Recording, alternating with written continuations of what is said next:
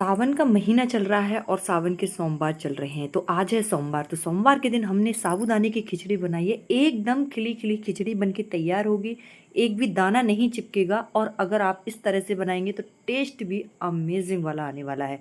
तो hello friends, मैं हूं गुंजन। गुंजन के चैनल होम स्टाइल स्वाद में आप सभी का स्वागत करते हैं। राधे राधे, जय श्री कृष्णा। तो आप देख रहे हैं यहाँ पे हम ले लेते हैं कच्चे आलू। हम कच्चे आलू से बना रहे हैं। अगर आपके पास उबले हुए आलू है तो आप उनका भी इस्तेमाल कर सकते हो। तो कच्चे आलू ले लिए, 4 से 5 आलू हैं। और ये ट्रांसपेरेंट वाला साबूदाना है। जो एक डार्क वाला साबूदाना आता है ना, वो साबूदाना मत लेना, क्योंकि उसमें मैदा का, ऐसा सुना है, मैदा मिली आती है, तो वो व्रत में फलाहारी नहीं हो सकता। तो आज देखने से ही आपको अंदाज़ा लग चुका होगा कि हमारी रेसिपी फलाहारी बनने वाली है। तो व्रत हो, सोमवार हो या फिर नवरात्रे हो या एकादशी हो या कोई भी ऐसा व्रत हो जिसमें आपको अगर खिचड़ी बनानी है, तो आप एक बार मेरे कहने से इस तरह से बना के देखिएगा। डेफिनेटली आपको ये बहुत पसंद आने वाली है। और साथ ही गारंटी है, इसमें ये बिल्कुल नहीं चिपकेगी। बस आपको ध्यान रखना है आपको बनाना कैसे है। तो अगर आपने मेरी वीडियो यहाँ तक देख ली है तो प्लीज़ आप एक प्यारा सा कमेंट कर दीजिए और बता दीजिए मुझे कि आप लोग मेरी वीडियो कहाँ से वॉच कर रहे हो। और साथ ही ये भी बता दीजिए कि आपको मेरी रेसिपी कैसी लगती है। तो चलिए, आलूओं को कुछ मोटे एवरेज के हिसाब से हमने मोटा मोटा काट लिया है। और इस कटर की हेल्प से हम इस तरह से इस पर रख के इसके एक साइज़ के पीस निकाल लेंगे। ध्यान रखना है दोस्तों, अगर एक साइज़ के हो तो ज़्यादा बेस्ट है। तो मेरे लिए तो ये सबसे, मेरा जो किचन का कोई भी काम होता है ना, तो ये कटर मेरा बहुत आसान कर देता है। तो बहुत ही मतलब आउटस्टैंडिंग वाला कटर है। तो एक बार ट्राई ज़रूर कीजिएगा। तो वैसे तो हमने आलूओं को धो ही लिया था पहले ही शुरुआत में, लेकिन अभी क्या है ना, इसमें स्टार्च रहता है कटिंग करने के बाद में। तो मैं क्या करूँगी, इसमें थोड़ा सा और पानी डाल देंगे। और पानी डालने के बाद में जितना भी इसमें स्टार्च है उसको 2-3 बार धोने के बाद से इसको निकाल देंगे।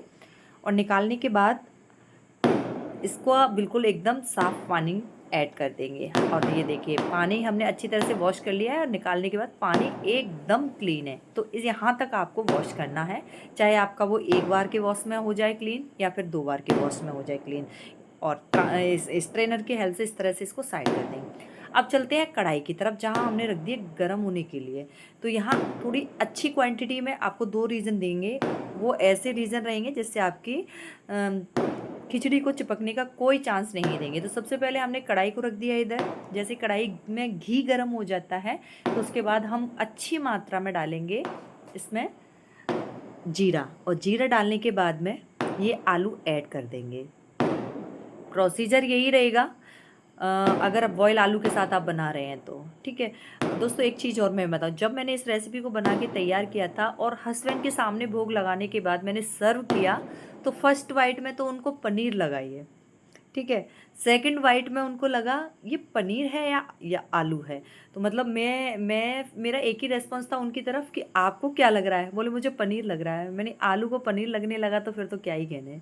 तो मुझे सुन के तो थोड़ा हंसी आ रही थी, बट वो है ही ऐसे कि उनको खाने से मतलब है, इतना कोई उनका वो नहीं है कि नहीं नहीं मुझे इसका इस चीज़ का टेस्ट आ रहा है। चलिए, बातें हो गई और बातों ही बातों में हमने ऐड कर दिया है इसमें करी पत्ता। करी पत्ता ज़रूर से डालना।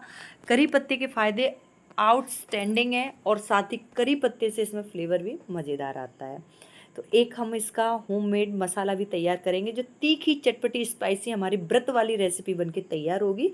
तो यहाँ कम से कम 25, 30, 40 भी हो सकती हैं, मैंने काउंट करके नहीं देखा। ये डाल दिए हैं हमने काली इलायची के दाने, यानी ब्लैक पेपर के हमने दाने डाल दिए हैं। और इस तरह से खलबट्टे में हम इसको दरदरा कूट लेंगे। और 2 हमने डाली है हरी मिर्ची, उनको कुछ इस तरह से काट लिया ताकि इजी रहेगा जल्दी से इसको इस तरह से पीसने में। बस ये 2 काम करने हैं और इंस्टेंट करना है। आप, ऐसा नहीं है कि आपके पास पिसा हुआ ब्लैक पेपर का पाउडर है तो आप उसका यूज करोगे, तो उसका कर लो, लेकिन जो फ्लेवर और जो मतलब एक स्मेल ना, एकदम अमेजिंग अरोमा फील होती है। सच बताऊँ तो मुझे तो बहुत मस्त लगता है। लेकिन मैं तो अपना सारा ट्रिक आपको इसीलिए बता रही हूँ कि आपको भी उतना ही अच्छा लगे जितना मेरे को अच्छा लगता है। तो चलिए, जब तक ये स्लो फ्लेम पर कुक हो ही रहे हैं तो हमने इसमें ऐड कर दिया जो मसाला कूट के तैयार किया है। और इस तरह से मिक्स कर लेंगे। बस ध्यान रखना है ऐसे ही आपको मिक्स करना है, अदरवाइज़ इसको घोंटना नहीं है किसी भी हाल में, बस पलटते पलटते अच्छी तरह से मसाला सारे आलूओं में कोट हो जाए, उसके बाद में हम देखते हैं इसको ढक के कुक कर लेते हैं। बीच बीच में बस आपको चलाते रहना है जब तक कुक करना है, जब तक इसका कलर कुछ इस तरह का गोल्डन ब्राउन ना हो जाए। तो रियली बताना, क्या आपको भी इसका कलर पनीर जैसा लग रहा है? अगर यहाँ तक आपने मेरी वीडियो देखी है और ये सुनी है तो पक्का आपको समझ आ जाएगा कि ये पनीर जैसा लग रहा है कि नहीं लग रहा है। चलिए, अब जो हमने साबूदाना ले रखे थे उनको धो के निचोड़ने रख दिया था, तो कुछ इस तरह से अब हम इसमें ऐड कर देंगे और टेस्ट के अकॉर्डिंग डाल देंगे इसमें नमक।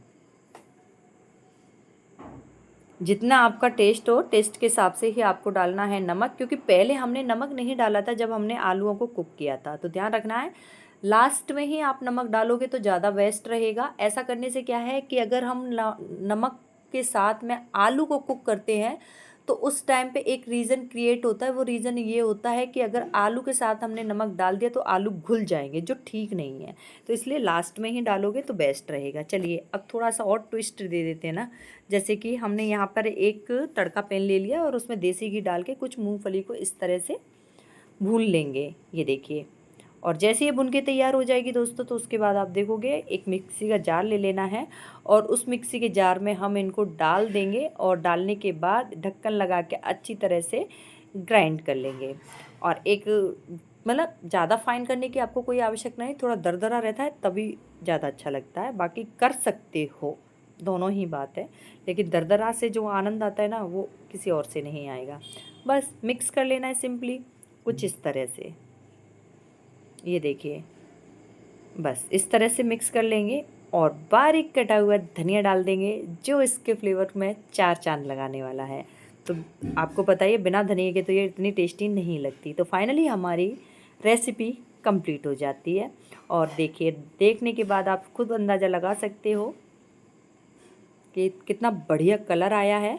और कलर के साथ साथ एक एक दाना खिला खिला मिलेगा। अभी मैं आपको नज़दीकी से दिखाऊंगी कुछ इस तरह की। तो दोस्तों, कैसी